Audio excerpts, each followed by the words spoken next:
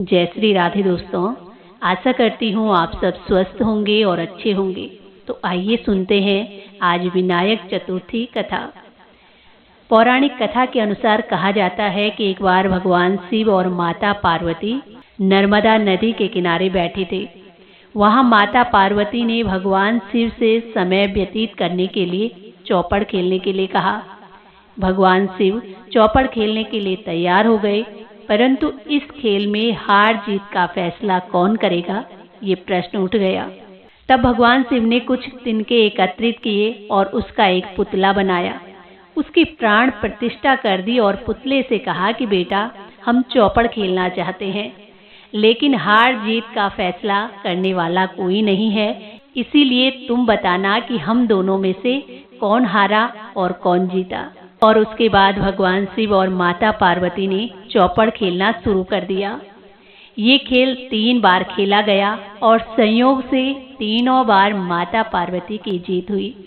खेल समाप्त होने के बाद बालक से हार जीत का फैसला पूछा गया और कहा गया कि बताओ कौन जीता और कौन हारा।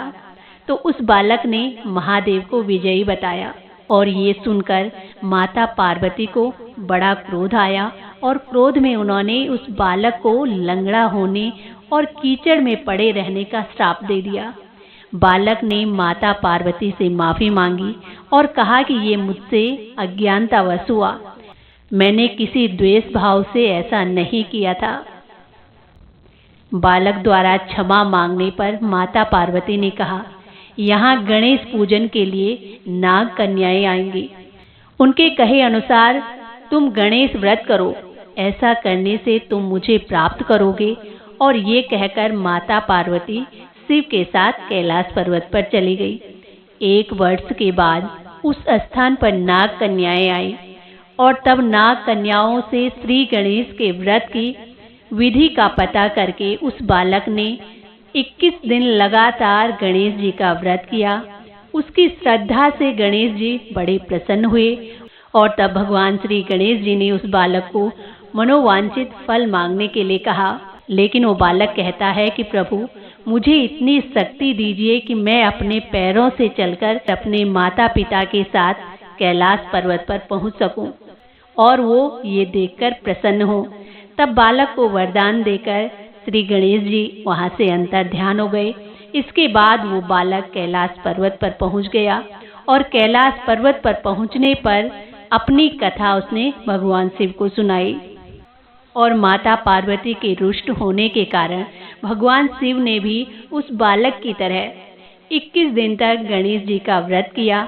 इस व्रत के प्रभाव से माता पार्वती के मन में भगवान शिव के लिए जो नाराजगी थी वो समाप्त हो गई और तब इस व्रत के बारे में भगवान शंकर ने माता पार्वती को बताया।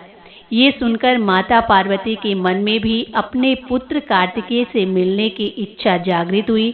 तब माता पार्वती ने भी 21 दिन तक गणेश जी का व्रत किया और दूर्वा फूल और लड्डुओं से गणेश जी का पूजन अर्चन किया। और व्रत के 21वें दिन कार्तिकेय जी स्वयं माता पार्वती जी से मिलने के लिए आए और उस दिन से ये गणेश चतुर्थी का व्रत सभी मनोकामनाओं को पूर्ण करने वाला व्रत माना जाता है। इस व्रत को करने से मनुष्य के सारे कष्ट दूर हो जाते हैं और मनुष्य को समस्त सुख सुविधाएं प्राप्त होती है। तो बोलिए गणेश भगवान की जय। तो दोस्तों, ये थी आज की कहानी। इसी के साथ जय श्री राधे, जय श्री कृष्णा।